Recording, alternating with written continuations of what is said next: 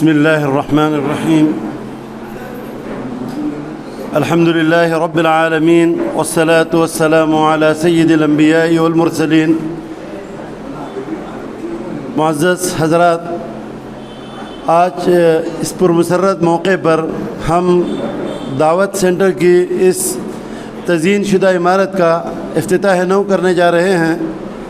اس مبارک کام کا آغاز تلاوت کلام پاک سے کرنے کے لیے میں دعوت دیتا ہوں مولانا عزیز الرحمن رکن الدین کو تلاوت کلام پاک سے آج کے اس جلسے کا آغاز فرمائیں.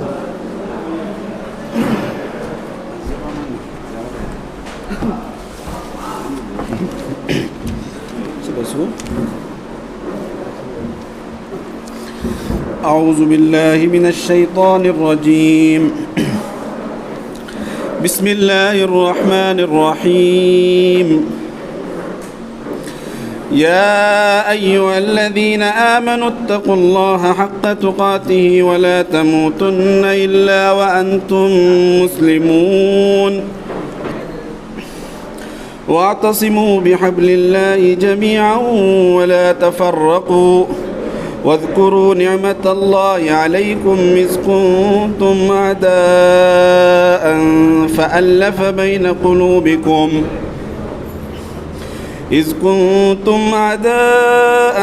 فألف بين قلوبكم فأصبحتم بنعمته إخوانا وكنتم على شفا حفرة من النار فأنقذكم منها كذلك يبين الله لكم آياته لعلكم تهتدون.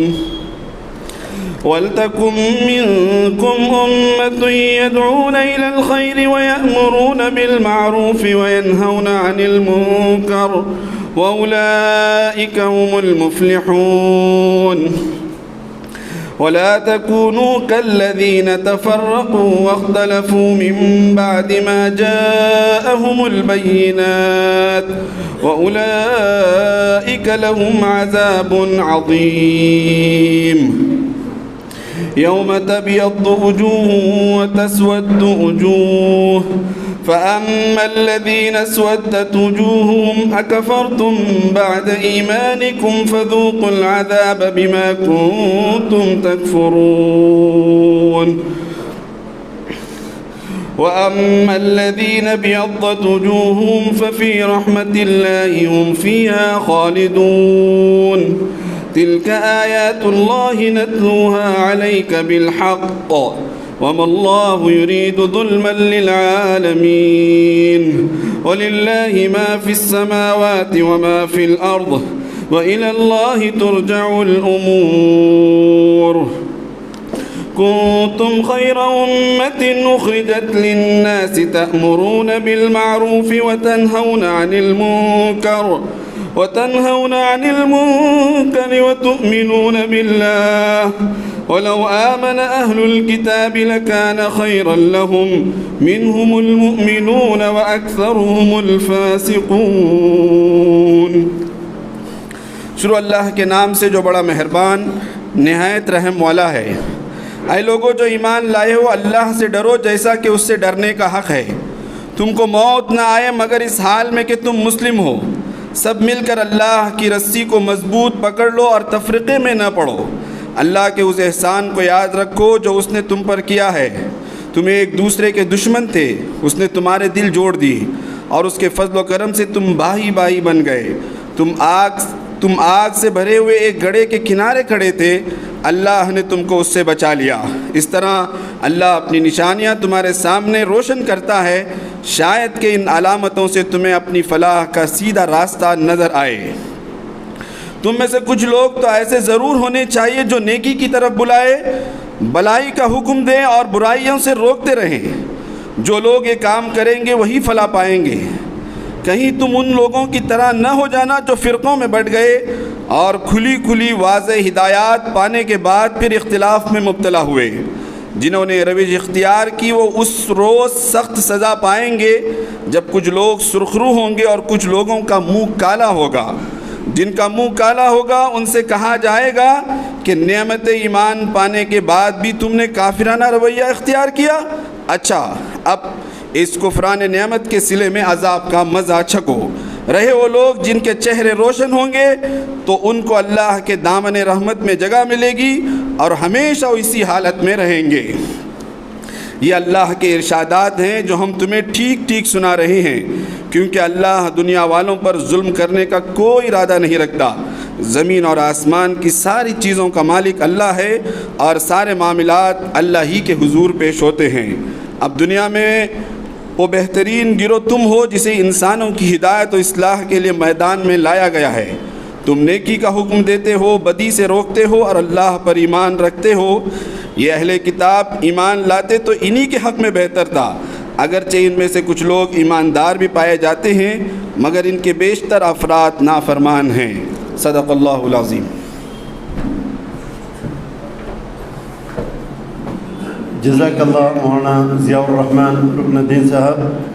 تلاوت کلام پاک کے بعد میں اپنے معزز مہمانان کو اور ہمارے ذمہ داران کو اوپر آنے کی دعوت دیتا ہوں کہ اطلاع کے لیے عرض ہے کہ ہمارے یہاں دعوت سینٹر میں ہر اتوار کو 5 سے 6 گھنٹے کا صرف 1 گھنٹے کا پروگرام ہوتا ہے، جس کے اندر مختلف ذمہ داران، اہل علم اور علماء ان کے دروس ہوتے ہیں اور حالات پر گفتگو ہوتی ہے، مختلف درس حدیث ہوتے ہیں اور ادب وغیرہ کے موضوع پر بھی مختلف موقعوں پر بیانات ہوتے ہیں، اور ہر ہفتے یہ پروگرام جو ہے بلا ناغہ اتوار کے دن 5 سے 6 تک 1 گھنٹے کا پروگرام ہوتا ہے۔ آپ سے جو ہے عرض گزارش یہ ہے کہ ہر اتوار کو ہمارے یہاں اس پروگرام میں آنے کی اور اس میں شرکت کرنے کی کوشش فرمائیں۔ میں اب آپ کے درمیان میں حائل ہونا نہیں چاہتا ہوں، مولانا سے گزارش ہے کہ درس قرآن کی جو ہے درس قرآن پیش فرمائیں۔ اعوذ باللہ من الشیطان الرجیم، بسم اللہ الرحمن الرحیم۔ وقال الذين كفروا لرسلهم لنخرجنكم من أرضنا أو لتعودن في ملتنا فأوحى إليهم ربهم لنهلكن الظالمين ولنسكننكم الأرض من بعدهم ذلك لمن خاف مقامي وخاف وعيد۔ الحمد لله رب العالمين والعاقبة للمتقين، الصلاة والسلام على سيد الأنبياء والمرسلين خاتم النبيين محمد وعلى آله وصحبه أجمعين، أما بعد۔ یہ سورہ ابراہیم کی 2 آیتیں ہیں، آیت نمبر 13 اور آیت نمبر 14۔ اس کا ترجمہ ہے، اور کافروں نے اپنے رسولوں سے کہا کہ ہم ضرور بضرور تمہیں اپنی سرزمین سے نکال باہر کریں گے، یا تمہیں ہمارے دین میں واپس آنا چاہیے۔ تو ان کے پروردگار نے ان کی طرف وحی کی کہ ہم ضرور بضرور ظالموں کو برباد کریں گے اور تمہیں ان کے بعد اس سرزمین پر پاور دیں گے۔ یہ اس شخص کے لیے انعام ہے جو میرے سامنے کھڑے ہونے سے ڈرتا ہے اور وعید سے ڈرتا ہے۔ اب یہ 2 آیتیں ہیں جو اس وقت کے حالات کو سامنے رکھ کر قرآن مجید کی روشنی میں وقت کے مسائل کو سمجھنے کے لیے، نزاکت کو سمجھنے کے لیے، اور اس کی روشنی میں ہم اپنے لیے آگے کیا پلان طے کر سکتے ہیں، پیش کی گئی ہے۔ اس میں پہلی بات تو یہ سمجھنا ہے کہ اللہ تعالیٰ نے فرمایا لَنُهْلِكَنَّ الظَّالِمِينَ، ہم ظالموں کو ضرور بضرور برباد کریں گے، یہ اللہ کا وعدہ ہے۔ اب ظالم کون ہوتا ہے؟ ظلم کسے کہتے ہیں؟ ظلم کا مطلب ہوتا ہے کسی چیز کا غلط استعمال کرنا۔ کسی چیز کو آپ غلط استعمال کرتے ہیں تو اس کو ظلم کہتے ہیں، اس طرح کرنے والے کو ظالم کہتے ہیں۔ قرآن نے شرک کے بارے میں فرمایا کہ ان الشرک لظلم عظیم، شرک سب سے بڑا ظلم ہے، اس لیے کہ انسان سے کہا گیا تھا کہ اپنی پیشانی کو پروردگار کے سامنے جھکانا ہے اور صرف اللہ کی بندگی کرنی ہے۔ اب یہ انسان اللہ کو چھوڑ کر دوسرے کی بندگی کرتا ہے، اللہ کے قانون کو چھوڑ کر دوسروں کے قانون کو اختیار کرتا ہے، تو یہ ظلم ہے، سب سے بڑا ظلم ہے۔ امانت ہے، حق والوں تک امانت کو پہنچانے کے لیے کہا گیا، اگر وہ نہیں پہنچاتے یہ ظلم ہے۔ جو بھی کام ہمیں جس طرح کرنے کے لیے کہا گیا ہے اس کے خلاف جو بھی کریں گے وہ ظلم کرنے والے ظالم کہلائیں گے، تو یہ ظلم ہے۔ اور انسان کی صفت کیا ہے، انسان کی نفسیات کیا ہے؟ قرآن نے دوسری جگہ فرمایا کہ کلا ان الانسان لیطغی، انسان ظالم کب بنتا ہے؟ کہا کہ انسان کی صفت یہ ہے کہ وہ سرکشی اختیار کرتا ہے، اپنے آپ کو بڑا سمجھتا ہے۔ ارآہ استغنی، جب یہ سمجھتا ہے کہ میں بے نیاز ہو گیا، میرے ہاتھ میں پاور آ گیا، ہم میجورٹی میں آ گئے، سارے سورسز ہمارے پاس ہیں، ساری طاقتیں ہمارے پاس ہیں، ہم بھی کچھ بن گئے، یہ جب انسان کے دل میں خیال آتا ہے اور یہ بات اس کے ذہن و دماغ میں بیٹھ جاتی ہے تو پھر وہ اپنے آپ کو بے نیاز سمجھتا ہے، پھر وہ کسی کی پرواہ نہیں کرتا ہے۔ جب وہ کسی کی پرواہ نہیں کرتا ہے اور اپنے آپ کو سب کچھ سمجھنے لگتا ہے تب پھر وہ اپنی پالیسی کو اور اپنے پلان کو اور اپنے احکام کو دوسروں پر تھوپنا شروع کر دیتا ہے۔ اسی کو ظالم بھی کہتے ہیں، اسی کو جبار کہتے ہیں۔ اگلی آیت میں اللہ تعالیٰ نے خود کہا کہ وَاسْتَفْتَحُوا وَخَابَ كُلُّ جَبَّارٍ عَنِيدٍ، ہر جبار کا مطلب وہی جو زور آور، دوسروں پر اپنی چیز کو زبردستی تھوپنے والا، عنید کا مطلب مخالفت میں سرکشی تک پہنچنے والا، ضد اور ہٹ درمی میں مخالفت کرنے والا، یہ دو صفت آئے گی تو وہ قوم ہمیشہ نامراد ہو جائے گی۔ تو یہ صفت انسان کے اندر جب پیدا ہوتی ہے تب پھر وہ دوسروں پر ظلم کرنا شروع کر دیتا ہے، اور ظالم جب ظلم کرتا ہے تھوپنا شروع کر دیتا ہے، اور سامنے والا جب اس کے احکام کو اور اس کے آرڈرز کو قبول نہیں کرتا ہے، اس کو قبول کرنے کے لیے تیار نہیں ہوتا ہے، تو پھر وہ دھمکی پر اتر آتا ہے۔ یہ انسانی فطرت ہے، جب ہم اس کی باتوں کو مان لیتے ہیں تو ہم ان کے دوست بن جاتے ہیں، لیکن نہیں مانتے ہیں، ہم اپنے عقیدے پر جمے رہتے ہیں، ہم اپنے دین پر جمے رہتے ہیں، سامنے والے کی کسی بات کو، ان کی غلط پالیسیوں کو اور شریعت کی مخالف چیزوں کو ہم جب قبول کرنے پر آمادہ نہیں ہوتے ہیں تو وہ سمجھاتے ہیں، بہلاتے ہیں، پھسلاتے، نہیں مانتے تو دھمکیوں پر اتر آتے ہیں۔ تو اس آیت کے اندر یہی بتایا گیا کہ وقال الذین کفروا لرسلہم، کافروں نے اپنے زمانے میں اپنے رسولوں سے کہا، جو رسول دین کا پیغام ان تک پہنچاتے تھے، اللہ کے احکام ان کو بتاتے تھے، جب ان رسولوں نے ان کی جو پالیسی تھی اس کو قبول نہیں کیا تو انہوں نے اپنی طرف لانے کے لیے بہلانے پھسلانے کی کوشش کی، اس کو قبول نہیں کیا تو وہ دھمکیوں پر اتر آئے اور کہا کہ لَنُخْرِجَنَّكُم مِّنْ أَرْضِنَا أَوْ لَتَعُودُنَّ فِي مِلَّتِنَا، یا تو آپ ہمارے دین کو اختیار کیجئے، عاد یعود کے معنی واپس آنا، گھر واپسی جسے کہتے ہیں، یا تو آپ ہمارے مذہب میں دوبارہ واپس آ جائیں یا ہم تمہیں اپنے ملک سے نکال بحال کریں گے۔ یہ کافروں کی ہمیشہ صفت رہی، ایک نہیں کئی انبیاء کا تذکرہ قرآن مجید میں کیا۔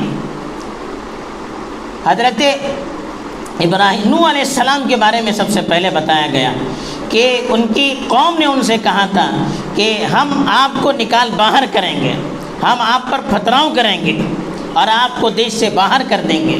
حضرت ابراہیم علیہ السلام سے بھی ان کے والد نے کہا تھا کہ لَأَرْجُمَنَّكَ وَاهْجُرْنِي مَلِيًّا، آپ مجھے چھوڑ دیجئے ورنہ ہم آپ کو مار مار کر بھگا دیں گے۔ حضرت شعیب علیہ السلام سے بھی کہا لَنُخْرِجَنَّكَ يَا شُعَيْبُ وَالَّذِينَ آمَنُوا مَعَكَ مِنْ قَرْيَتِنَا أَوْ لَتَعُودُنَّ فِي مِلَّتِنَا، حضرت شعیب سے بھی کہا کہ ہم آپ کو اور آپ کی قوم کو اپنے علاقے سے نکال دیں گے یا آپ ہمارے دین میں واپس آ جائیں گے۔ یہ کافروں نے ہمیشہ کیا، انبیاء کی تاریخ اس کی گواہ ہے۔ قرآن نے یہاں پر اجمالاً بیان کیا ان کی یہ صفت، جب سرکشی میں حد سے بڑھ جاتے ہیں اور سامنے والا ان کے سامنے جھکنے کے لیے تیار نہیں ہوتا ہے تو پھر دھمکیوں میں اتر آتے ہیں۔ لیکن فرق کیا ہے ہمارے اور ان کے درمیان؟ انبیاء کو جب دھمکی دی جاتی تھی تو وہ گھبراتے نہیں تھے، وہ اللہ پر نگاہ رکھتے تھے، ان کو اللہ کی طاقت پر یقین تھا، اللہ کی قدرت پر یقین تھا، وہ دبتے نہیں تھے۔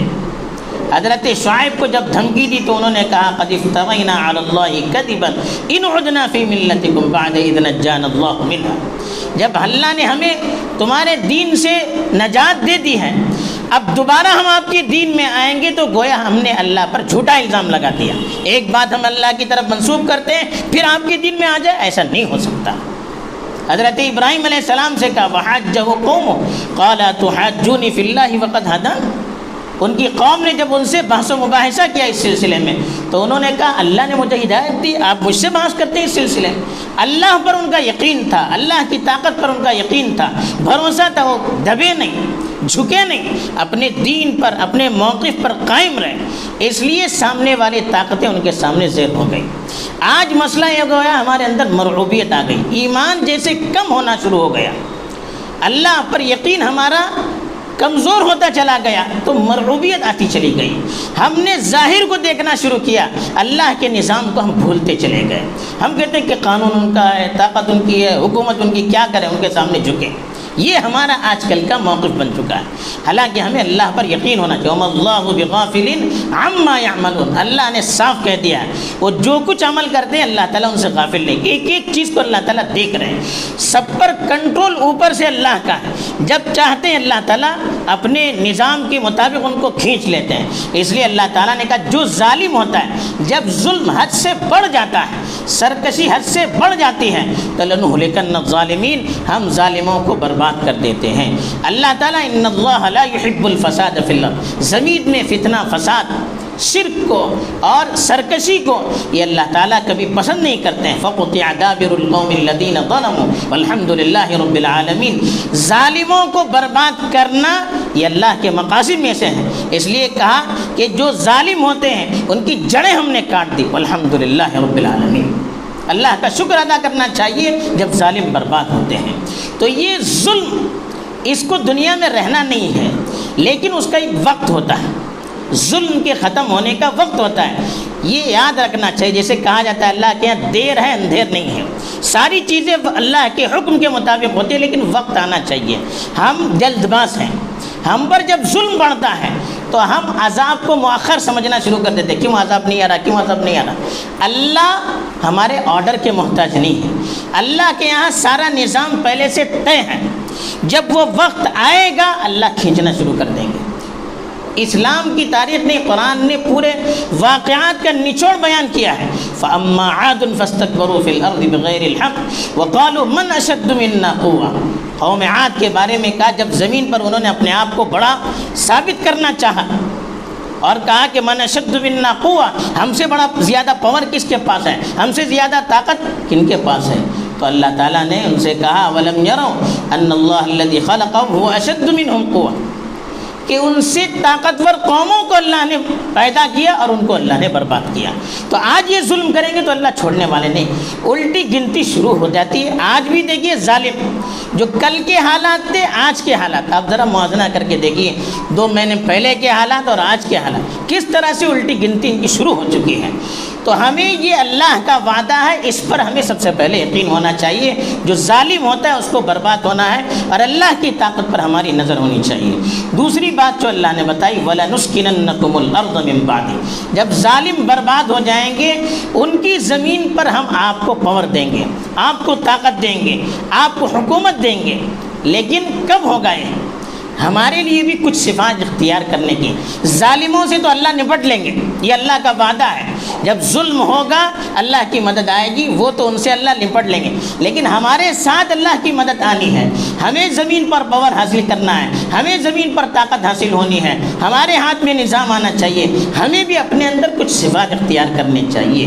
خالی ظالموں پر بد دعا کرتے رہیں گے اور ہم اپنی روش کو بدلیں گے نہیں، پھر اللہ کا عذاب ان کے اوپر تو آ سکتا ہے لیکن ہمارے ساتھ اللہ کی مدد نہیں ہو سکتی. تو اس لیے کہا وَلَنُسْكِنَنَّكُمُ الْأَرْضَ مِن بَعْدِهِمْ. اللہ تعالیٰ ان کے بعد زمین پر آپ کو پاور ضرور دیں گے.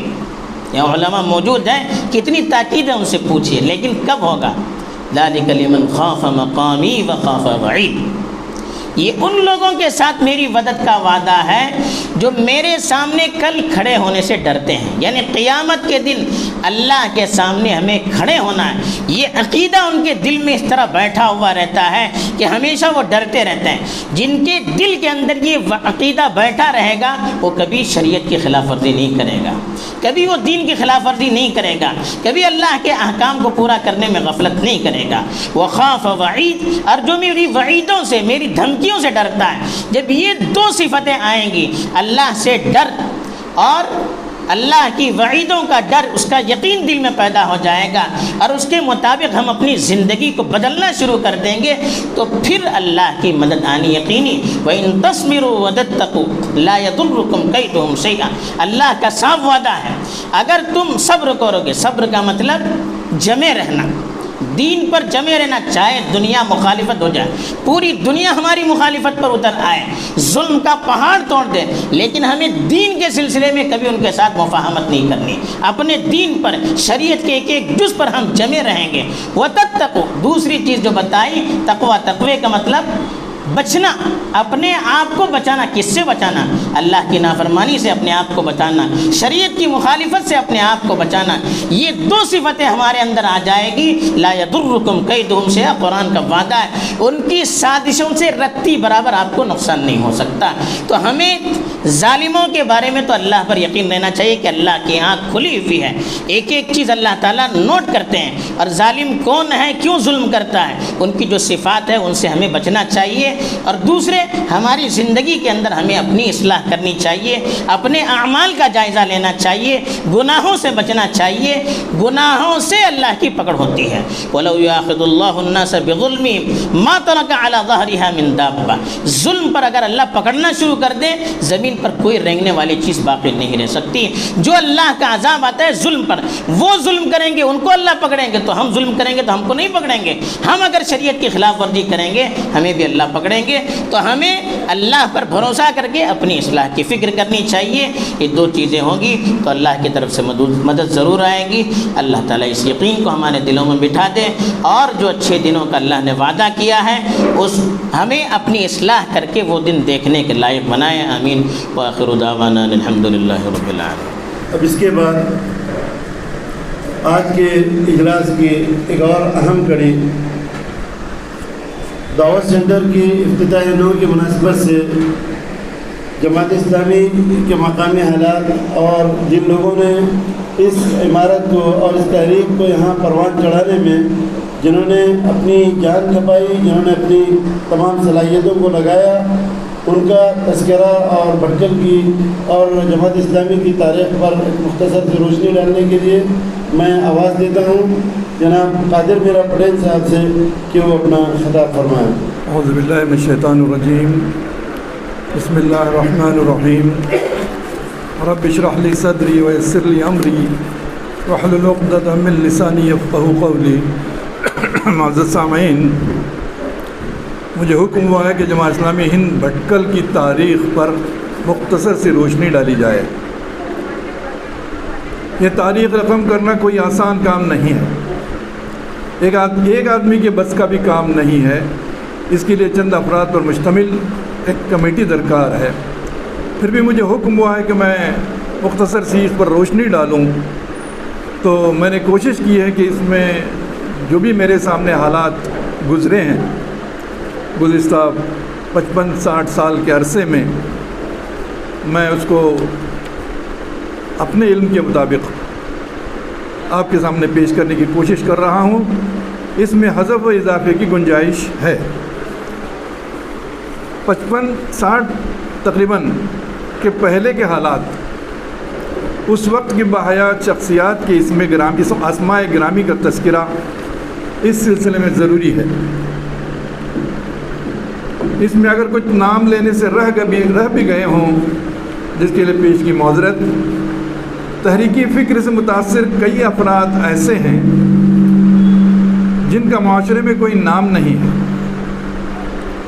نہ کوئی زور ہے، خاموش خاموش سے لوگ تھے، مگر کچھ افراد ایسے بھی ملیں گے جو اہم ذمہ داریوں پر فائز ہوتے ہوئے بھی جماعت کی فکر سے متاثر تھے۔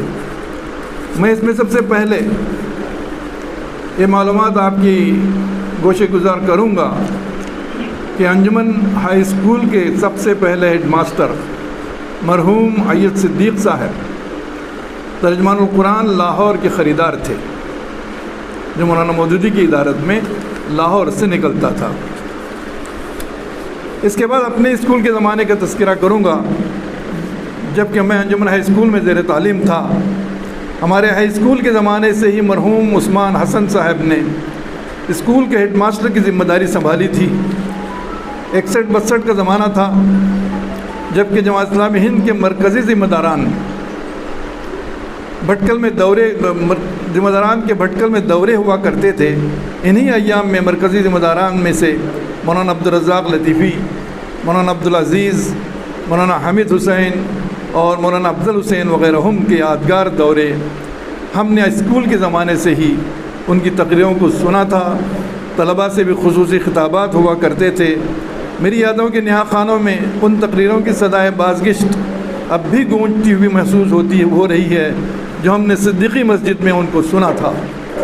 ہیڈ ماسٹر عثمان صاحب مرحوم خود جمعیت العلماء ہند سے متاثر تھے، لیکن جماعت اسلامی ہند کے ذمہ داران سے طلباء کو فیضیاب ہونے کے بے شمار مواقع انہوں نے فراہم کیے تھے۔ اس وقت ہمارے معاشرے میں کچھ منتشر افراد تھے جو جماعت کے فکر سے متاثر تھے۔ میری یادداشت میں کچھ نام ہیں، ان پر اضافہ بھی ممکن ہے۔ مثلا رکن الدین عبدالحمید صاحب، جن کو عرف عام میں خبوص شولامید کہا جاتا ہے، سعادہ محمد جفری صاحب، جن کا نام بانیان جامعہ اسلامیہ میں سر فہرست ہے، نباز قوم ڈاکٹر محمد حنیف صاحب، جن کا نام حنیف مالکہ کے نام سے مشہور تھا، جن کے نام کی ایک کالونی حنیف آباد اب بہت زیادہ آباد ہو چکی ہے، ورنہ ہمارے بچپن میں تو پورا چٹیل میدان تھا۔ ہومیوپیتھک کے بڑے تجربہ کار ڈاکٹر تھے، ہزاروں لوگوں کا انہوں نے علاج کیا ہوگا۔ اپنی عمر کے آخر تک علاج معالجہ سے ہی وابستہ رہے۔ وہ ذاتی طور پر جماعت اسلامی اور بانی جماعت اسلامی کی فکر سے متاثر تھے۔ انہوں نے اپنی پوتی کا نام مریم جمیلہ رکھا تھا۔ جماعت اسلامی اور اس نام کے رکھنے کا محرک بھی بانی جماعت کی فکر سے ان کی قربت تھی۔ بعد کے ایام میں مرحوم برنڈا مالکہ، جو ادارہ تربیت اخوان کے بھٹکل میں قدم جمانے میں ان کا اہم رول رہا ہے، محتشم شوکت علی، سید موسیٰ کاظمی، برماور گورپا صاحب، ابو الحسن یعنی اس ہیڈ ماسٹر عثمان کے سسر صاحب مرحوم، یہ کچھ افراد تھے، اپنی اپنی جگہ پر فکر جماعت سے متاثر تھے۔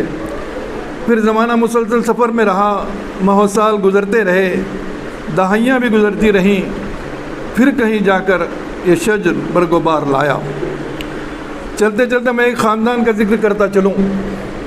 اس خاندان کے بے شمار افراد فکر جماعت سے متاثر تھے، وہ ہے سادہ خاندان۔ ان بزرگوں میں سادہ بادشاہ صاحب، سادہ شاہ الامید صاحب اور ان کے برادران، پھر سادہ خاندان کی اولاد میں فکر جماعت کے بڑے پرجوش کارکنان ہمیں میسر آئے۔ اس میں سادہ محمد غوث صاحب، سادہ محمد طارق صاحب، سادہ محمد قاسم صاحب اور سادہ نذیر صاحب، جن کا حال ہی میں انتقال ہوا۔ سادہ محمد غوث صاحب کا ان کے ایک کارنامے کا ذکر کرتے میں آگے بڑھوں گا۔ ان کی تعلیم منگلور میں ہوئی۔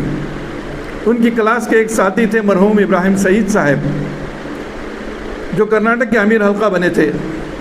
ایک بار کلاس میں سادہ محمد غوث صاحب اور ابراہیم سعید صاحب کے درمیان اسلام اور جماعت اسلامی کے بارے میں بحث ہوئی، تو ان کی تشفی کے لیے محمد غوث صاحب نے ابراہیم سعید صاحب کو لے کر اس وقت کے تحریکی بزرگ مولانا محمد یوسف صاحب کے پاس ان کو لے گئے، جو اس وقت منگلور میں کچی میمن مسجد میں امام تھے۔ مولانا محمد یوسف صاحب نے اس نوجوان ابراہیم سعید میں ایسی عقابی روح پھونک دی کہ وہ نوجوان تحریک کے آسمان کی بلندیوں پر کافی عرصے سے محو پرواز رہا۔ اس کی آواز کنڑا میں تکبیر مسلسل کی طرح بڑھتی گئی۔ اللہ تعالیٰ نے بڑی مختصر عمر عطا کی تھی۔ جو وقت ملا اس کا پورا استعمال کر کے نیکیوں کا خزانہ لے کر اللہ کی بارگاہ میں پہنچ گئے۔ اللہ ان دونوں کو بریق رحمت کرے۔ سعادہ محمد قاسم صاحب، جن کو بھی اللہ نے بہت کم عمر عطا کی تھی، قلیل عرصہ دبئی کی سرزمین پر تلاش معاش میں مصروف رہے۔ صحت نے ساتھ نہیں دیا، بھٹکل واپس آ گئے۔ شمس نرسری قائم ہو چکا تھا، وہاں نگران کی حیثیت سے رہے۔ تحریک کے بڑے پرجوش حامی تھے۔ مرحوم قاضی شہر مولانا محمد اقبال ملا کے قریبی ساتھی تھے۔ نوجوانی میں ہی اللہ کو پیارے ہو گئے۔ میں ایک بات کا تذکرہ یہاں کرتا چلوں کہ آپ نے بارہا سنا ہوگا مولانا محمد اقبال ملا صاحب کی سرگزشت میں کہ جب ان کے خاندان کی طرف سے مخالفت ہوئی جامعہ میں داخلے کی، تو انہوں نے ارادہ کیا مولانا اقبال ملا صاحب نے کہ ہم منگلور میں جا کر ریل میں ملازم بنیں گے اور وہیں دینی علم حاصل کریں گے۔ تو ان کے ساتھ سعادہ محمد قاسم بھی تھے اس وقت۔ تو تذکرے کے لیے میں نے آپ کے سامنے یہ بات رکھی ہے۔ دوسرے سعادہ محمد طارق صاحب، تحریک اسلامی کے پرجوش حامی، ان کو کہا جا سکتا ہے کہ وہ تحریک کے عامر عثمانی کہا جاتا۔ ہم اس وقت دبئی میں ان کو عامر عثمانی کہا کرتے تھے۔ تو کافی عرصہ دبئی میں ان کا قیام رہا۔ جماعت اسلامی کے دفاع میں گویا شمشیر برہنہ تھے۔ پڑوسی ملک کے جماعت اسلامی کے افراد سے کافی تعلقات ان کے تھے، اور انہوں نے بہت سارے افراد کو جماعت اسلامی ہند کے رفقا سے ملایا۔ الحمدللہ آج بھی ان رفقا سے اب بھی رابطہ استوار ہے۔ نذیر سادہ صاحب کافی عرصے صاحب فراج رہے۔ تحریک حلقے میں بے شمار افراد سے ان کا قریبی تعلق رہا۔ حال ہی میں ان کا انتقال ہوا۔ اللہ ان تماموں کو اپنی رحمت میں جگہ عطا فرمائے، ان کی مساعی جمیلہ کو شرف قبولیت عطا فرمائے۔ بھٹکل کی تحریکی تاریخ میں وہ سہانے دن بھی یاد کرنے کے قابل ہیں جبکہ جامعہ اسلامیہ بھٹکل کے محتمم مولانا شہباز اصلاحی ندوی مرحوم رکن جماعت تھے۔ انجمن کالج کے پرنسپل مرحوم ڈاکٹر سید انور علی مرحوم بھی رکن جماعت تھے۔ ڈاکٹر صاحب مرحوم نے مولانا شہباز اصلاحی صاحب کا کالج کی عمارت میں ہفتہ وار درس قرآن کا اہتمام کیا تھا۔ وہ بڑے اچھے دن تھے، مجھے بھی ان ایک دو نشستوں میں شرکت کی سعادت حاصل رہی۔ تحریک اشخاص میں ایک نام کٹک رشید مرحوم کا آتا ہے، جماعت کے لیے بڑے مخلص تھے۔ ان کا ایک کارنامہ ہے جو سنہرے حروف سے لکھے جانے کے قابل ہے۔ مرحوم کٹک رشید صاحب نے ہی مرحوم برما اور سید عمر صاحب کو پہلی دفعہ اسلامک ویلفیئر سوسائٹی میں ساتھ لے کر آئے تھے۔ مرحوم سید عمر برما اور صاحب کی شخصیت تھی جو سوسائٹی کی صاف ستھری کارکردگی اور اس کی سرگرمیوں کو ایک نیا رخ دینے میں بہت ہی اہم رول ادا کیا تھا۔ جماعت اسلامی کی تاریخ رقم کی جا رہی ہو اور ادارہ تربیت اخوان کا تذکرہ نہ ہو، یہ بات فہم سے بالاتر ہے۔ جماعت اسلامی کی تشکیل کی راہ گزر ادارہ تربیت اخوان کے گلزاروں سے ہو کر گزرتی ہے۔ 65-66 کا ماحول ڈاکٹر حسن باپا MD کی قیادت میں چند نوجوانوں کا گروپ ابھر رہا تھا۔ بھٹکل کا ماحول ایک نئی کروٹ لے رہا تھا۔ کچھ نامانوس سی صدائیں، کچھ نامانوس سی آوازیں فضاؤں میں گونج رہی تھی، مثلاً ختنہ کیمپ، اجتماعی فطرے کا نظام، کارنر میٹنگ، جلسے، نشستیں، اخباران نوائد کا اجرا، شمس نرسری کا قیام۔ یہ کچھ نئی آوازیں تھیں جو اس وقت نوجوانوں کو اپنی طرف کھینچ رہی تھیں۔ بمبئی سے لے کر بھٹکل تک ایک شور تھا، ایک غلغلہ تھا، بحث تھی، مباحثہ تھا۔ سمندر کی گہرائیوں سے ایک تعمیری طوفان اٹھنے کے آثار نظر آ رہے تھے۔ حالات ایک نئی کروٹ لے رہے تھے۔ لوگ کہہ رہے تھے کہ ڈاکٹر MT کے روپ میں ایک نیا بوٹا میرا نظر آ رہا ہے۔ یاد رہے کہ بوٹا میرا بانی انجمن مرحوم MM صدیق کا نام ہے۔ اس وقت حالات پر مرحوم MM صدیق اپنی تقریروں وغیرہ سے اثر انداز ہو رہے تھے اور بھٹکل کی تاریخ کا ایک اہم ترین کام انجمن کی بنیاد رکھی تھی۔ اس وقت ایک نئے انداز سے ڈاکٹر حسن باپا MT کے روپ میں نظر آ رہا تھا۔ اس وقت ادارہ تربیت اخوان سے وہی افراد متاثر تھے جو جماعت کی فکر کے حامل تھے۔ میں نے ایک چندوں کا تذکرہ کیا۔ ابتداً ڈاکٹر ایم ٹی کے ہمراہ عبداللہ دامودی مرحوم تھے، پھر سید عبداللہ لنکا تھے، پھر عبداللہ رفیق تھے۔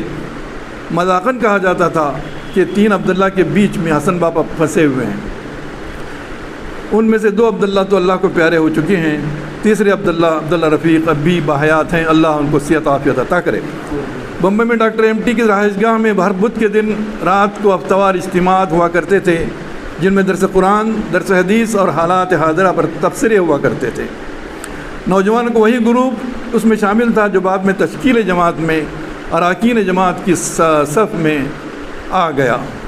لوگ اس وقت مذاقاً ہمیں بدھواری کہا کرتے تھے۔ اس دور میں النوائت اپنے عروج پر رہا اور النوائت کے سفر میں ڈاکٹر حنیف شباب کا بہت ہی اہم رول رہا، اور شمس میں بھی ڈاکٹر حنیف شباب نے ایک اہم رول ادا کیا اس کی ترقی میں، اور طلباء کی اسلامی ذہن کی تشکیل کے لیے ڈاکٹر شباب نے بہت ہی اہم رول ادا کیا تھا۔ کچھ عرصے بعد خلیج کے دروازے کھلے تو کافی نوجوان دبئی، مسقط اور سعودی عرب کی طرف چلے گئے۔ دبئی میں ادارے کے افراد نے ایک ادارہ قائم کیا، ایک لائبریری قائم کی اور اس کا نام جمعیت تربیت اسلامی رکھا۔ ہر بدھ کو اجتماعات ہوا کرتے تھے، کافی لوگ اس میں شریک رہتے۔ پھر زکوٰۃ کا نظام، فطرے کا اجتماعی نظم وہاں بھی قائم رہا اور افراد کی تعداد بڑھنے لگی، تو ہندوستان، پاکستان اور بنگلہ دیش کے حلقے الگ الگ بنے اور کیرلا کا حلقہ الگ بنا۔ سب اپنے اپنے مرکز سے پھر وابستہ ہو گئے۔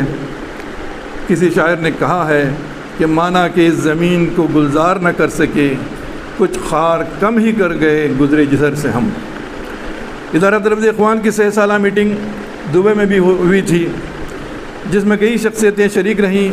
وہ سہانی یاد اب بھی میرے ذہنوں میں باقی ہے، جبکہ محترم ہمارے آج کے مہمان خصوصی کے والد ماجد، مولانا عبدالعلیم خطیب کے والد ماجد مرحوم اسماعیل خطیب، جن کو پیشمام باپ صاحب بھی کہتے تھے، وہ ہماری اس ادارے کی اس میٹنگ میں شریک رہے، اور مجھے اچھی طرح یاد ہے کہ بمبئی سے دبئی کا سفر ہم نے مرحوم باپ صاحب کے ساتھ ادارے کی نشست کی شرکت کے لیے کیا تھا۔ ان حالات کو یہیں چھوڑتے ہوئے ذرا دوسری تفصیلات سے آپ کو آگاہ کر رہا ہوں۔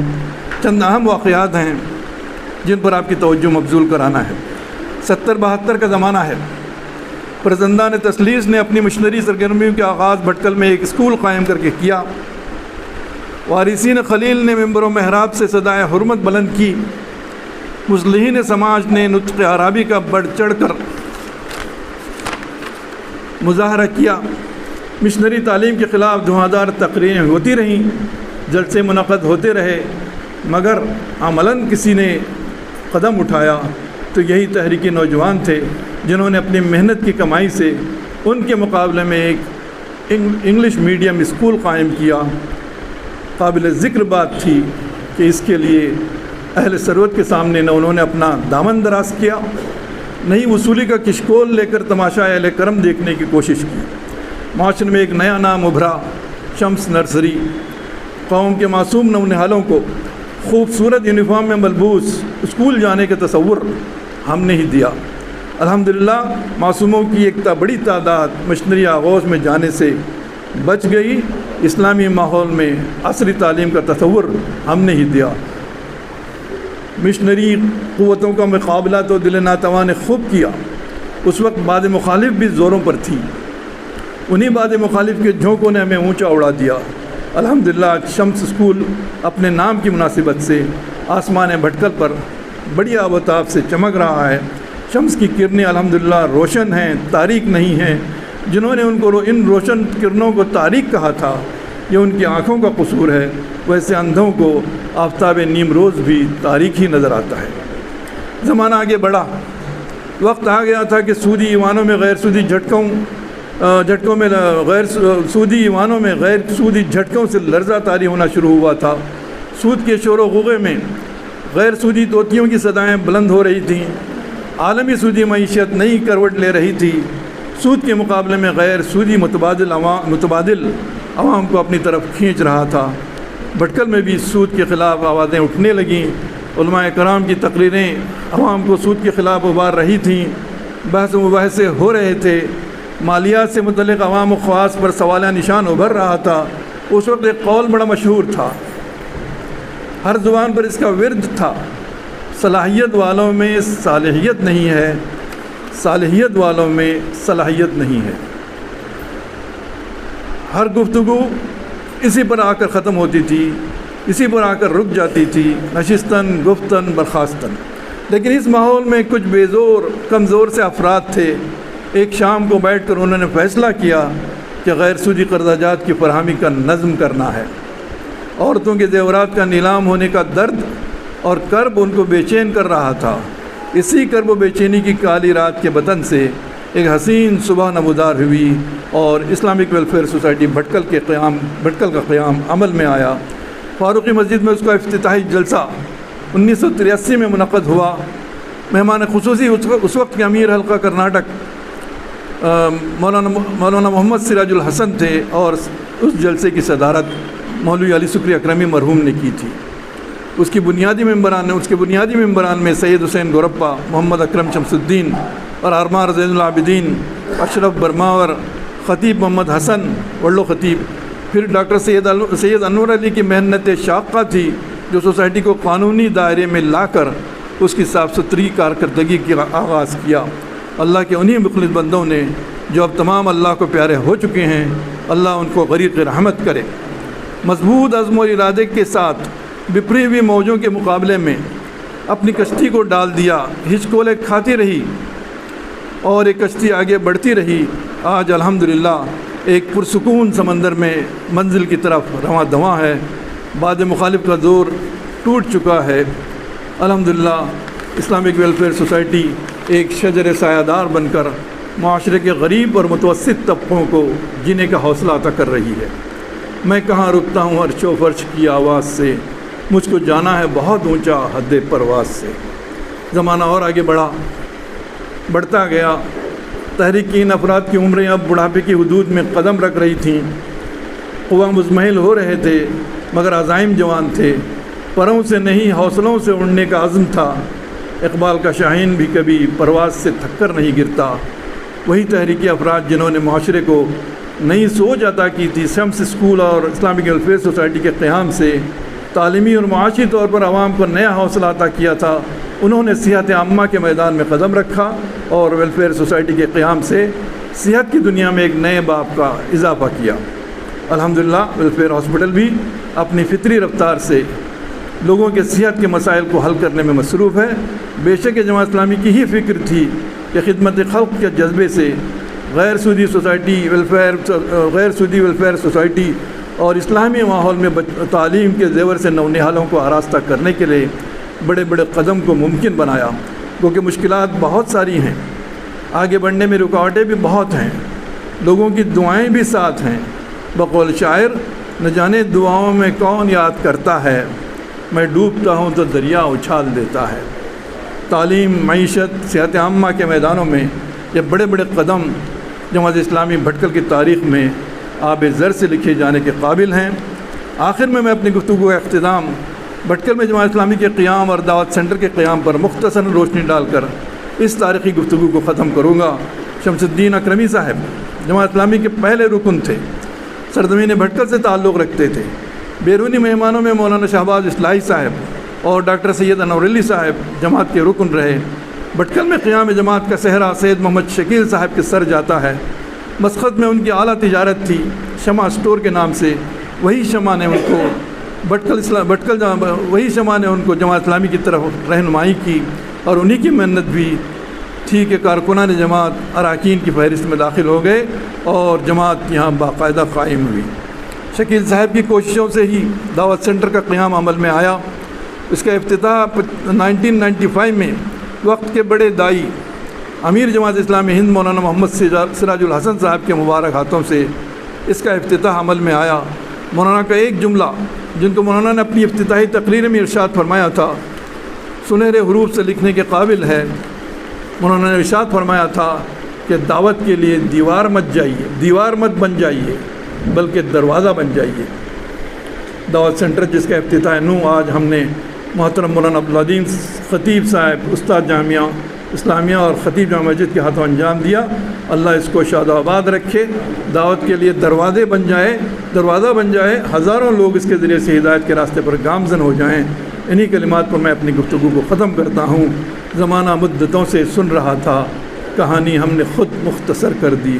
وما علینا الا البلاغ، وآخر دعوانا ان الحمد للہ رب العالمین۔ السلام علیکم ورحمۃ اللہ وبرکاتہ۔ میں ہمارے S I O student Islamic organisation کے نام سے ایس آئی او جو یہاں پہ قائم ہے، جو جماعت اسلامی کی مطلب تنظیم ہے، طلبہ تنظیم ہے، اس کے مقامی صدر اس وقت ہمارے جناب سید یوسف صاحب مولانا زبیر صاحب کے فرزند ہیں۔ ان کو مقامی صدر بنایا گیا ہے۔ ہم ان کو مبارکباد پیش کرتے ہیں، اللہ سے دعا کرتے ہیں کہ اللہ تعالیٰ ان کو ثابت قدمی عطا فرمائے اور بہتر کام کرنے کے اللہ تعالیٰ ان کو توفیق عطا فرمائے۔ ان سے میں گزارش کرتا ہوں کہ 5 منٹ کے اندر اپنے احساسات اور اپنے اعوذ باللہ من الشیطان الرجیم، بسم اللہ الرحمن الرحیم۔ قال اللہ تعالی فی القرآن المجید جاء حق وزهق الباطل ان الباطل كان زهوقا، صدق اللہ العظیم۔ اسٹیج پر تشریف فرما حضرات اور معزز سامعین، السلام علیکم ورحمۃ اللہ وبرکاتہ۔ میں آپ کے سامنے ایس آئی او کا مختصر تعارف کرنا چاہوں گا کہ ایس آئی او ایک اسٹوڈنٹ ونگ ہے جو بس طلباء اور یوتھ کے درمیان کام کرتی ہے، جو تعلیمی میدان ہو یا اویئرنیس کیمپین ہو، اس میں بڑھ چڑھ کر حصہ لیتی ہے، اور اس کا مقصد ہے الہی ہدایت کے مطابق سماج کی تشکیل نو کے لیے طلباء اور نوجوان کو تیار کرنا۔ ہمارا سب سے پہلا نصب العین یہ ہے کہ الہی ہدایت کے مطابق، قرآن اور سنت کے مطابق ہم جو کام کریں گے قرآن اور حدیث کی روشنی میں ہی کریں گے۔ سب سے اول معیار پر ہم کام کریں گے تو قرآن اور حدیث، اس کے بعد جتنے بھی فلسفے ہوں یا کسی کے مقصد ہوں وہ ہمارے پاس دوسرا نمبر پر آتا ہے۔ اور الحمدللہ پورے ہندوستان میں ایک ترتیب کے ساتھ کام آگے بڑھ رہا ہے، اور جتنے بھی اسٹوڈنٹ ایشو ہے اس کا حل نکالنے کی کوشش کرتا ہے۔ اور آج کے اس دور میں سمجھتا ہوں کہ نوجوانوں کو آگے بڑھ کر کام کرنے کی بہت ضرورت ہے۔ جس طرح ہماری ملت جس شکنجے میں آ چکی ہے، اس سے باہر نکالنے کے لیے نوجوانوں کو آگے بڑھ کر کام کرنا پڑے گا۔ اور ایک آپ کو واقعہ سناتا چلوں کہ حضرت عمر رضی اللہ عنہ نے جب گفتگو کرتے وقت کہا کہ اگر آپ کو اللہ کی راہ میں کچھ خرچ کرنا ہو تو آپ کیا خرچ کریں گے؟ تو ایک صحابی نے کہا کہ پورا کمرہ بھر کر سونے اور جواہرات خرچ کرنا چاہوں گا۔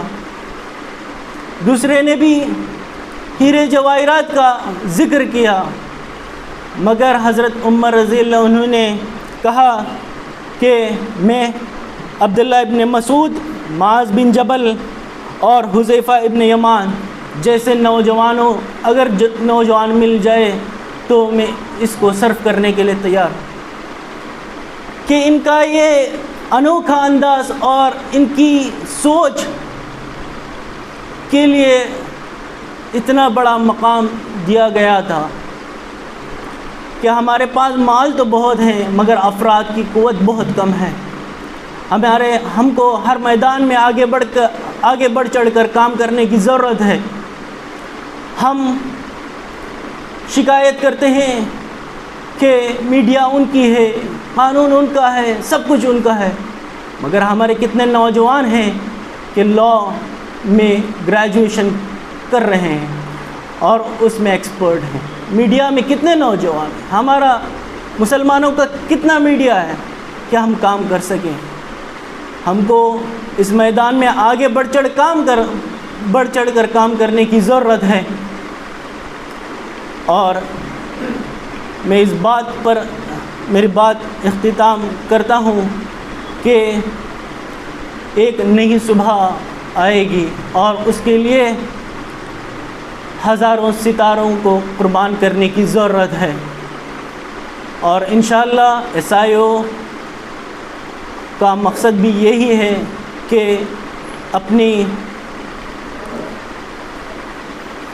اپنی صلاحیتوں کو سماج کی تشکیل نو کے لیے جتنی بھی ضرورت ہو اس کو لگانے کی کوشش کریں گے۔ میں آپ سب سے درخواست کرتا ہوں کہ آپ کے بچوں کو اعلیٰ سے اعلیٰ تعلیم دیں، اور جو یہاں پر نوجوان ہیں میں ان سے کہنا چاہوں گا کہ سماج کی فکر کو لے کر آگے بڑھیں۔ وآخر الدعوانا الحمدللہ رب العالمین۔ اب اس کے بعد بس صدارتی خطاب کے لیے میں آواز دیتا ہوں محترم امیر مقامی جناب انجینئر نذیر قاضی صاحب کو کہ صدارتی خطاب سے نوازیں۔ السلام علیکم ورحمۃ اللہ وبرکاتہ۔ الحمدللہ غافر الذنب وقابل التوب شدید العقاب ذی الطول لا الہ الا هو الیہ المصیر، وصلی اللہ تعالی علی خیر خلقہ سیدنا محمد النبی الأمی وعلی آلہ واصحابہ اجمعین، اما بعد، فاعوذ باللہ من الشیطان الرجیم، بسم اللہ الرحمن الرحیم۔ ومن جاہد فإنما یجاہد لنفسہ ان اللہ لغنی عن العالمین، صدق اللہ العظیم۔ رب اشرح لی صدری ویسر لی امری واحلل عقدۃ من لسانی یفقہوا قولی، رب یسر ولا تعسر وتمم بالخیر، سبحانک لا علم لنا الا ما علمتنا انک انت العلیم الحکیم۔ ڈائس پر تشریف فرما مہمانان کرام، میرے مخاطبین مرد حضرات، پس پردہ محترم خواتین، SIO کے نوجوان، GIO کے لڑکیاں، اور پیچھے ہمارے جو HRS کے نوجوان ہیں، میں ان سب کو آج کے اس پروگرام میں پرتپاک استقبال کرتا ہوں۔ محترم حضرات و خواتین، جب اللہ تعالیٰ نے انسان کی پیدائش کا ارادہ کیا تو فرمایا کہ انی جاعل فی الارض خلیفہ، کہ میں زمین پر خلیفہ پیدا کرنے والا ہوں، اور پھر انسان کو اس زمین پر خلیفہ کے طور پر پیدا کیا گیا اور اسے خلیفہ کے منصب پر فائز کیا گیا۔ انسان کو بڑی تکریم کے ساتھ، بڑی عزت کے ساتھ پیدا کیا گیا، وَلَقَدْ كَرَّمْنَا بَنِي آدم، تاکہ اسے اس خلافت کی، اس خلیفہ کی ذمہ داری کو ادا کر سکے، اور وہ پوری طرح اپنی ذمہ داری کو ان تمام صلاحیتوں سے اسے نوازا گیا تاکہ وہ خلیفہ کی ذمہ داری ادا کر سکے۔ اس کے بعد حضرت آدم علیہ السلام کے بعد اللہ تعالیٰ نے ہر دور میں انبیاء اور رسول کو بھیجتا رہا، وَلِكُلِّ قَوْمٍ هَادٍ، تاکہ انسانیت کو اس کا اصل مقصد واضح کر دیا جائے، انسانوں کو بتایا جائے کہ اسے کیوں بھیجا گیا ہے، اس زمین پر انہیں بھیجنے کا مقصد کیا تھا۔ اس کے بعد حضرت نوح علیہ السلام آتے ہیں۔ اس نوح علیہ السلام کے بعد آج سے تقریباً 4000 سال پہلے حضرت ابراہیم علیہ السلام کو مبعوث کیا جاتا ہے۔ حضرت ابراہیم علیہ السلام کے 2 بیٹے اسحاق اور اسماعیل۔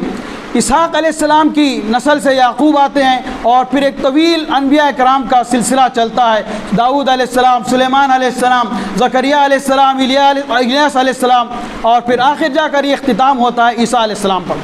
اور پھر دوسرے بیٹے اسماعیل علیہ السلام سے نبی اکرم صلی اللہ علیہ وسلم کی پیدائش ہوتی ہے۔ ان تمام انبیاء کو بھیجنے کا جو مقصد قرآن بیان کرتا ہے وہ یہی ہے کہ شرع لکم من الدین ما وصى به نوحا والذی اوحینا الیک وما وصینا بابراہیم وموسیٰ وعیسیٰ ان اقیموا الدین ولا تتفرقوا فیہ۔ جو بات بتائی گئی ہے ان تمام انبیاء کو جو بھیجنے کا مقصد بیان کیا گیا وہ یہ کہ ہم نے ان کو بھیجا اس تاکید کے ساتھ اقیم الدین، دین کو قائم کر دیں، دین کو اس زمین پر اسٹیبلش کریں، یہی مقصد تھا۔ اس کو لے کر اللہ تعالیٰ نے بے شمار انبیاء علیہ السلام اور رسول کو بھیجا۔ اس کے بعد آخر میں نبی کریم صلی اللہ علیہ وسلم آج سے تقریباً 1495 سال پہلے عرب میں پیدا ہوتے ہیں۔ آپ صلی اللہ علیہ وسلم کی عمر جب 40 سال کو پہنچی تو آپ کو رسول اور امامت کے منصب پر فائز کر دیا گیا تاکہ انسانیت کو اس بھلا ہوا سبق یاد کرا جائے۔ انہیں جس منصب کے لیے بھیجا گیا تھا وہ منصب ان کے سامنے واضح کیا جائے۔ آپ صلی اللہ علیہ وسلم نے مکے میں اپنی دعوت کا آغاز کیا تو فرمایا کلمۃ واحدہ، میں تمہارے سامنے ایک کلمہ پیش کر رہا ہوں، تاتونیہا، تم میری بات مان لو، تملکون بہا العرب وتدین لکم بہا العجم، اگر تم اس کلمے کو مان لو گے تو عرب اور عجم تمہارے زیر نگو آ جائے گا۔ ایک قبیلے کا سردار جب آپ صلی اللہ علیہ وسلم کی یہ میسیج سنتا ہے اور آپ صلی اللہ علیہ وسلم کی محنت اور جستجو کو دیکھتا ہے تو آپ صلی اللہ علیہ وسلم کے ساتھ ایگریمنٹ کرنا چاہتا ہے اور کہتا ہے کہ اے محمد صلی اللہ علیہ وسلم، اگر تو غالب آ گیا تو میں تیرے ساتھ یہ ایگریمنٹ کرنا چاہتا ہوں کہ آدھی حکومت مجھے ملے گی۔ نبی صلی اللہ علیہ وسلم اس وقت کہتے ہیں یہ بالکل ابتدائی دور کا واقعہ ہے، کہا کہ یہ ممکن نہیں، اللہ تعالیٰ جسے چاہتا ہے حکومت اور سلطنت دیتا ہے، اگر تم اسلام قبول کرنا چاہتے ہو تو بلا شرط اسلام قبول کرو، میری بات مان لو تو پھر تمہیں عرب اور عجم کا تمہارے تابع ہو جائے گا۔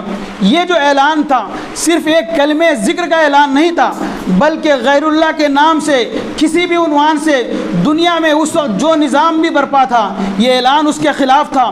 اس آئیڈیالوجی اور اس نظریے کا اعلان تھا جو انسان کی پیدائش کے وقت ہی اللہ تعالیٰ نے طے کیا تھا کہ ہم اسے خلافت کی ذمہ داری دے رہے ہیں۔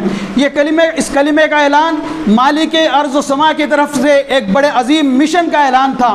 وہ اعلان کیا تھا؟ والذی ارسل رسولہ بالہدی ودین الحق لیظہرہ علی الدین کلہ ولو کرہ الکافرون ولو کرہ المشرکون، کہا گیا کہ ہم نے محمد صلی اللہ علیہ وسلم کو بھیجا ہدایت اور دین حق کے ساتھ تاکہ وہ لیظہرہ علی الدین کلہ، تمام ادیان پر دین اسلام کو غالب کر دے، چاہے مشرکین کتنا کچھ نہ تلملا اٹھیں۔ یہ نبی اکرم صلی اللہ علیہ وسلم کا مشن اسٹیٹمنٹ تھا۔ اب تمام ادیان کو، تمام نظریہ حیات کو، تمام سسٹم آف لائف کو مغلوب ہونا ہے اور دین اسلام کو غالب آنا ہے، اللہ کے کلمے کو غالب آنا ہے، چاہے کفار و مشرکین کتنا ہی کچھ تلملا نہ اٹھیں۔ آپ صلی اللہ علیہ وسلم نے 13 سال تک شب و روز کی محنت مکے میں کی، اس کے بعد 10 سال کی محنت ایک ایمرجنسی کی صورت حال تھی مدینے کی، آپ صلی اللہ علیہ وسلم نے 10 سال تک محنت کی۔ ان شب و روز کی محنتوں کے بعد تائید خداوندی کے ساتھ اس کلمے کو زمین پر قائم کیا اور مشن کی تکمیل کا اعلان کیا۔ آپ صلی اللہ علیہ وسلم نے حج کے موقع پر یہ آیت نازل ہوتی ہے، الیوم اکملت لکم دینکم واتممت علیکم نعمتی ورضیت لکم الاسلام، کہ آج ہم یہ دین تمہارے لیے مکمل کرتے ہیں اور دین اسلام تمہارے یہ عظیم نعمت ہے، اور پھر ورضیت لکم الاسلام، ہم اس دین اسلام سے راضی ہیں۔ یہ قافلہ اور یہ مشن کہیں رکنے والا نہیں تھا، یہ قافلہ اٹھا اس لیے تھا کہ ساری دنیا پر چھا جائے، یہ قافلہ اٹھا اس لیے تھا کہ مکے سے نکلا، پھر مدینے گیا، پھر مدینے سے تبوک گیا، تبوک سے شام، شام سے عراق، مصر، لیبیا، تیونس، الجزائر، مراکش، اسپین، اور کہاں کہاں پہنچا یہ قافلہ۔ یہ قافلہ کہیں رکنے کا نام نہیں لیتا تھا، ایران، خراساں پہنچا، پھر ہندوستان پہنچا۔ میرے دوستوں، یہ ایک فکری اعلان تھا، اور نہ صرف فکری اعلان تھا بلکہ اس کا تعلق عمل سے تھا، تحریک سے تھا، دعوت سے تھا، جہاد سے تھا، غلبہ اسلام کی کوشش سے تھا، اعلیٰ کلمۃ اللہ حق سے تھا۔ مقصود یہ تھا کہ اللہ کا کلمہ بلند ہو کر رہے، کلمۃ اللہ العلیٰ، اللہ ہی کے کلمے کو افضلیت حاصل ہو، اسی کو عروج حاصل ہو۔ یہ صرف یہ نہیں تھا کہ یہ کلمہ مسجدوں میں، خانقاہوں میں، مدرسوں میں، مجلسوں میں صرف لوگ لا الہ الا اللہ کا ورد کریں، بلکہ یہ نظام بلکہ نظام اللہ کا ہو، قانون اللہ کی ہو، شریعت اللہ کی ہو، دنیا کے چپے چپے میں اس کلمے کے پھریرے لہرائے جائیں، اور دیکھتے دیکھتے ساری دنیا کے اندر یہ کلمہ چھا گیا۔ وہ بجلی کا کڑکھا تیاسہ و اتحادی، عرب کی زمین جس نے ساری ہلا دی، نئی ایک لگن جس کے دل میں لگا دی، ایک آواز میں سوتی بستی جگا دی۔ محترم دوستو، اس کلمے کی بنیاد پر ساری دنیا کے اندر 1200 سال تک اسلامی حکومت اور مسلمانوں کی حکومت قائم رہی۔ اس کلمے کے غلبے کے لیے مختلف زبانوں میں، مختلف زمانوں میں، مختلف مکانوں میں مختلف تحریکیں اٹھی، اور پچھلی صدی میں 2 عظیم تحریکوں نے جنم دیا۔ عرب کے اندر اخوان المسلمین اور بر صغیر ہند کے اندر جماعت اسلامی کے نام سے۔ گزشتہ صدی کی ابتدا میں عرض کرتے چلوں، تاریخ کے طالب علم کی حیثیت سے گزشتہ صدی کی جو ابتدا تھی وہ بڑی ہنگامہ خیز تھی، بڑی ہنگامہ خیز صورتحال تھی۔ خلافت عثمانیہ کا زوال 1923 میں ہوا، پہلی جنگ عظیم 1914 سے 1918 تک لڑی گئی، اور پھر اس کے بعد جنگ عظیم دوم لڑی گئی، جس میں کروڑوں انسان کو زمین سے مٹانے کی کوشش کی، اور کروڑوں انسانوں کی جانیں لی گئی۔ اس نازک ترین مرحلے میں، ان شدید حالات میں، مولانا مودودی علیہ رحمۃ اللہ علیہ نے اس پورے حالات کا جائزہ لیا، رات دن کے شب و روز کی محنت کے بعد مطالعہ کیا کہ آخر مسلمانوں کے عروج کا راستہ کیا ہے، مسلمانوں کو کھوئی ہوئی قیادت اور سیادت کیسے دلائی جائے۔ اس پر شب و روز مولانا مودودی علیہ الرحمٰن نے محنت کی، اور ہندوستان کے طول عرض کے سفر کے اکابرین سے، علماء سے، صلحاء سے، دانشوروں سے آپ نے ملاقاتیں کی۔ بالآخر 26 اگست 1941، 2 شعبان 1360 میں 75 نفوس کی ایک مختصر سی ٹیم کے ساتھ 76 روپے 4 آنے کے سرمایے کے ساتھ جماعت اسلامی کا قیام کیا۔ آج ہندوستان کے طول عرض میں تحریک مختلف عنوانوں کے ساتھ جہد مسلسل کر رہی ہے، نہ صرف ہندوستان میں بلکہ ساری دنیا کے چپے چپے میں تحریک کے عنوان سے مختلف عنوانات پر آج اس فکر کو اجاگر کیا جا رہا ہے، اور نوجوانوں کا ایک بڑا طبقہ اس وقت اس تحریک کا ساتھ دے رہا ہے، بلکہ اپنی جانیں لٹانے کے لیے اور پھر اسلام کی اس شان کو دوبارہ لانے کے لیے اور اس سیادت اور قیادت کے منصب پر اسلام کو لا بٹھانے کے لیے آج ساری دنیا کے اندر نوجوان جہد مسلسل کوشش کر رہے ہیں۔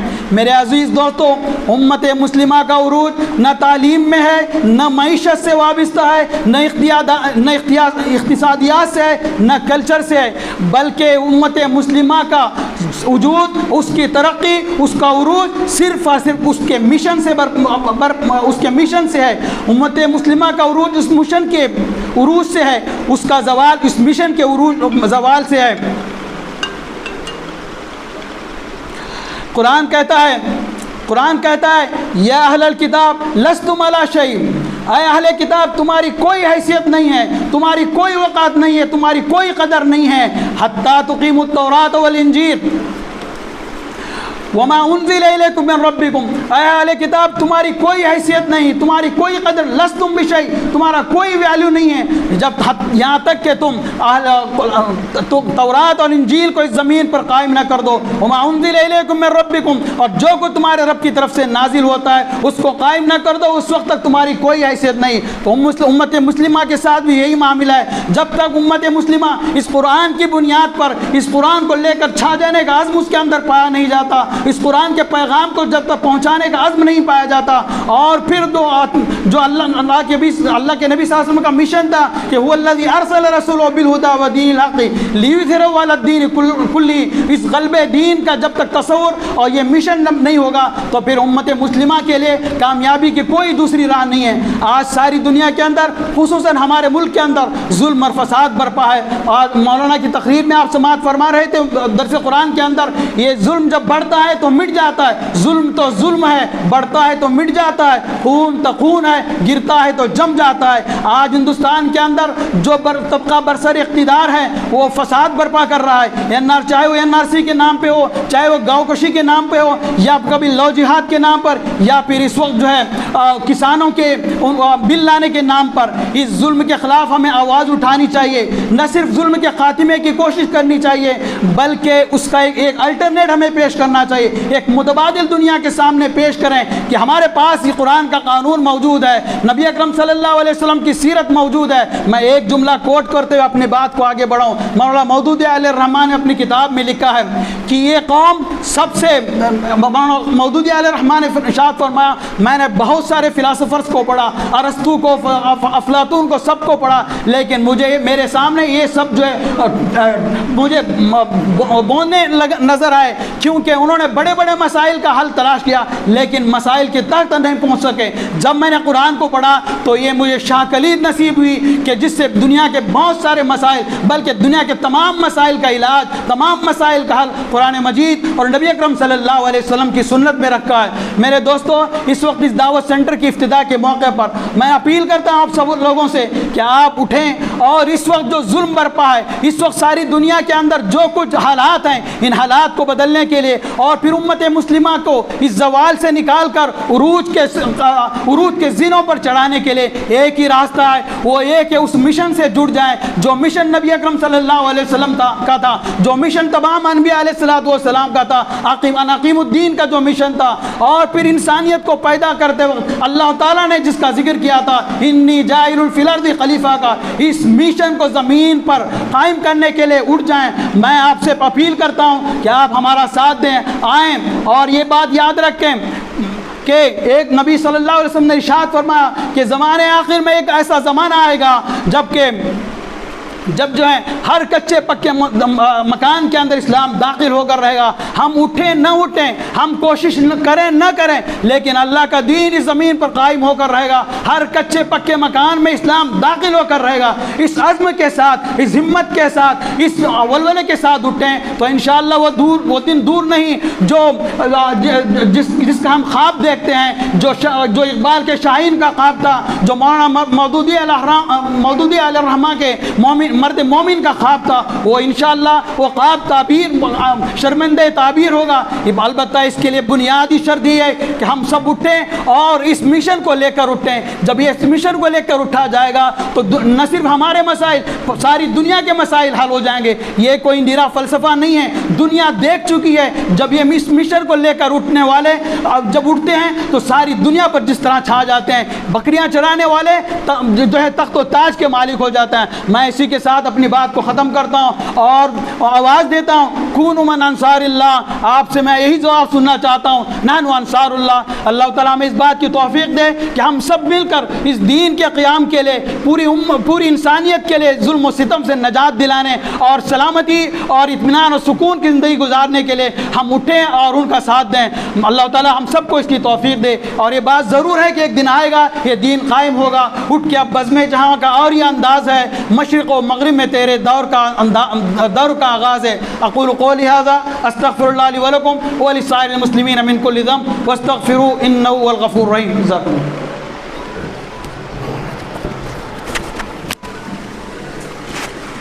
جزاک اللہ محترم امیر مقامی جناب انجینئر نذیر صاحب۔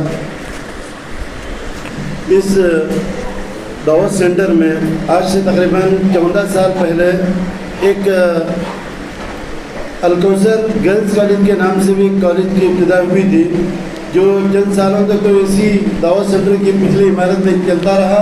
اب اس کے بعد اس کو پرانا جو شمس ہے بستی روڈ وہاں پہ منتقل کیا گیا ہے۔ الحمدللہ وہاں پر بھی مختلف جگہوں سے جو ہے طالبات آتی ہیں اور دینی علوم سے سرفراز ہوتی ہیں۔ دینی علوم کے ساتھ یعنی انگریزی وغیرہ کی تعلیم بھی ان کو دی جاتی ہے اور بہتر جو اپنا مستقبل وہ بناتی ہیں۔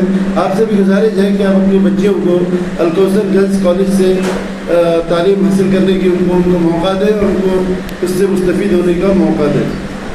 میں مولانا عبدالعلیم صاحب کی دعا پر انشاءاللہ اور تواضع پر جلسہ اختتام پذیر ہوگا۔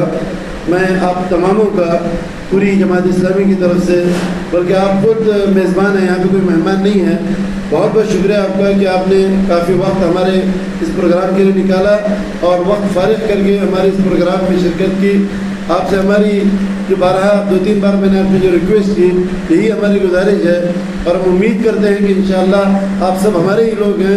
الحمدللہ ہم امید کرتے ہیں کہ آئندہ جو ہمارا ہفتہ واری پروگرام ہوگا اس میں بھی اکثر جو ہے اپنے اوقات کو فارغ کر کے آنے کی کوشش کریں گے، اور دیگر جو آپ کے رشتہ دار ہیں، دوست احباب ہیں، ان کو بھی اس جانب متوجہ کریں اور ہمارے ہفتہ پروگرام میں بھی شرکت کی کوشش کریں۔ اب میں مولانا عبدالرحیم صاحب سے درخواست کروں گا کہ دعا کے ساتھ آج کے اس جلسے کا اختتام فرمائیں۔ يا حي يا قيوم برحمتك نستغيث اصلح لنا شأننا كله ولا تكلنا إلى أنفسنا طرفة عين.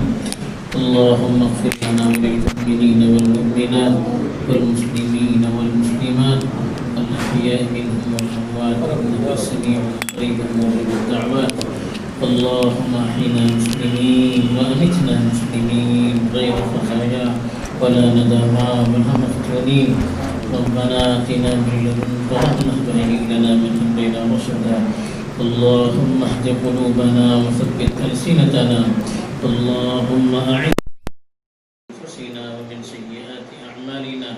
اللهم ألهمنا مراشد أمورنا وأعذنا من شرور أنفسنا. ربنا عليك توكلنا وإليك أنبنا وإليك المصير.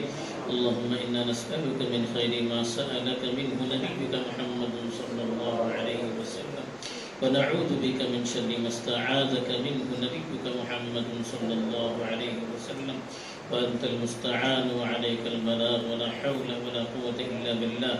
ربنا آتنا في الدنيا حسنة وفي الآخرة حسنة وقنا عذاب النار. ربنا تقبل منا إنك أنت السميع العليم، وتب علينا إنك أنت التواب الرحيم.